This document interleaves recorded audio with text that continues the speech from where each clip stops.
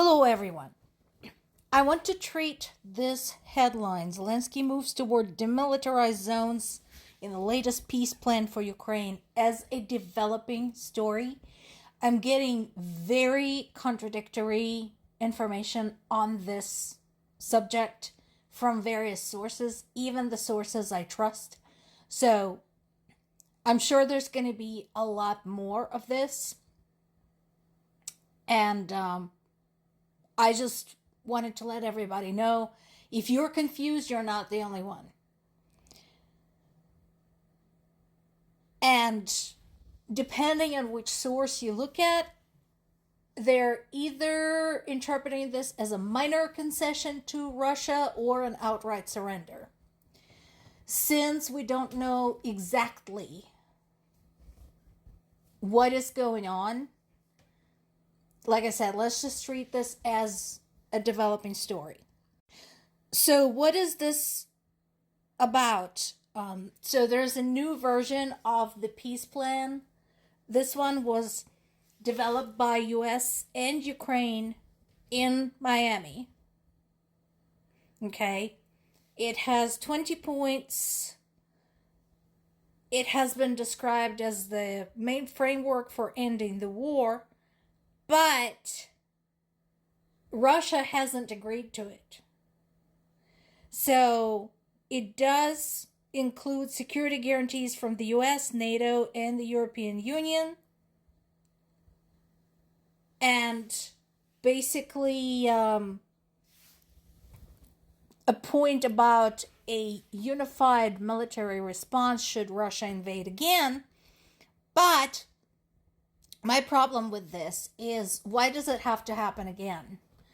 Considering what Russia has already done, all of the suffering, all of the destruction, all of the damage, the torture, the kidnappings, why should there be another one for there to be a unified military response? Why isn't this one enough?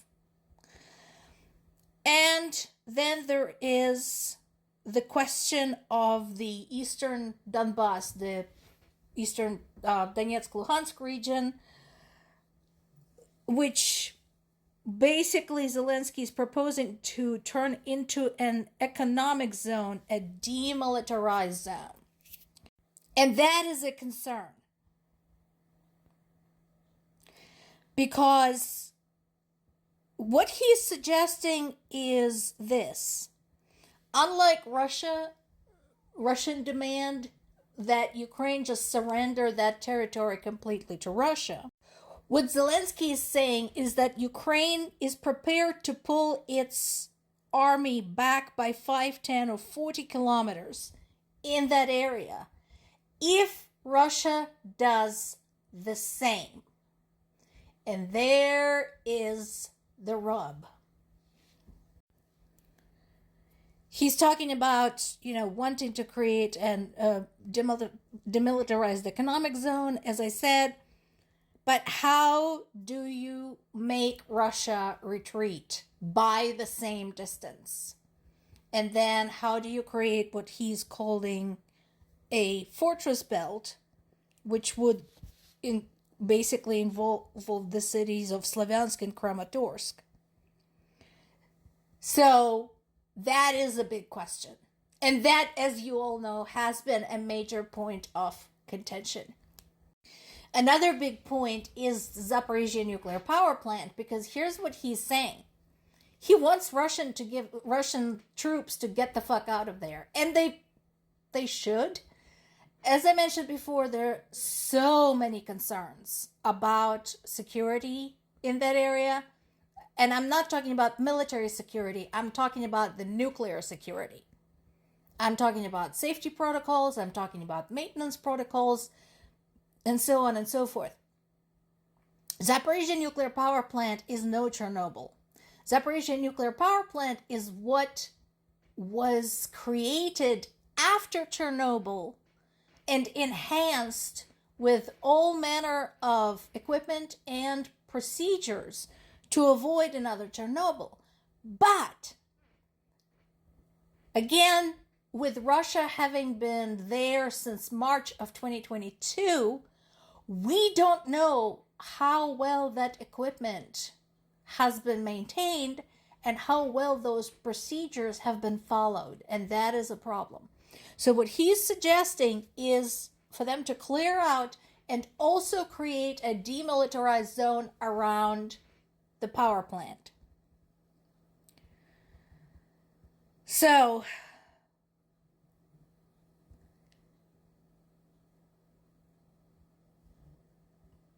Ukraine wants to keep its army.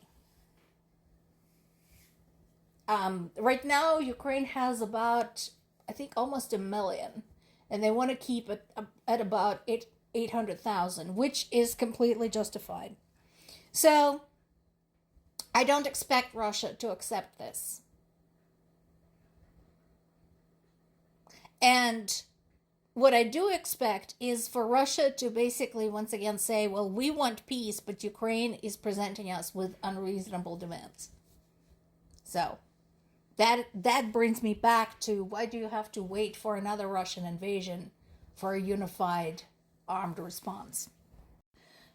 And when it comes to the anti-Russian sentiment, which is very real, here is once again a bunch of events that tell us how people feel about this.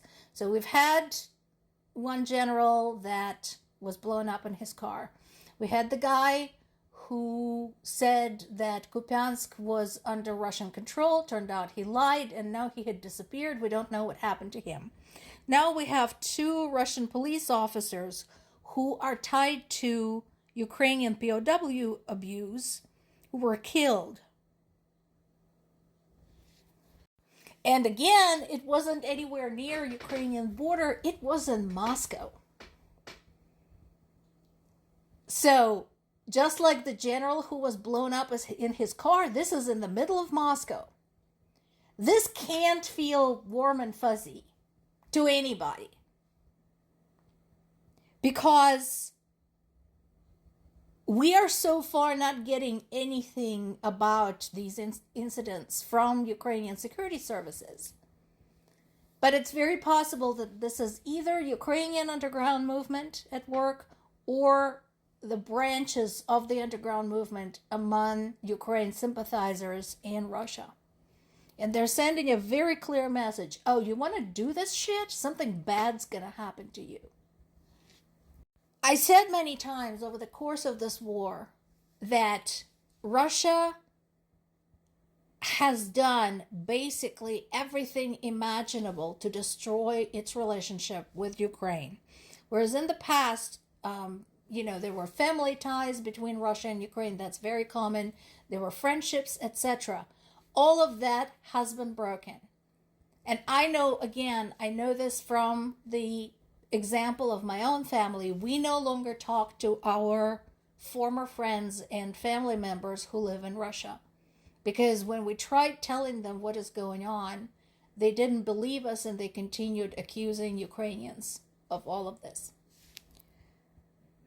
And what continues to happen, as this article talks about, the medieval measures applied to people of Ukraine, such as kidnappings, such as bombings, such as torture, unwarranted arrests, etc., is not helping.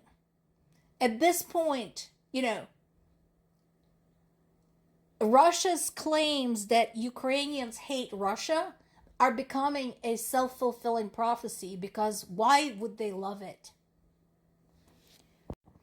And Zelensky didn't exactly pull back when he gave his Christmas speech to the people of Ukraine and said, "May he perish," when talking about Putin. And yes, he called for continuing to fight for freedom, continuing to fight for independence, but that sentiment, "may he perish," is one that is shared by most Ukrainians. More to come.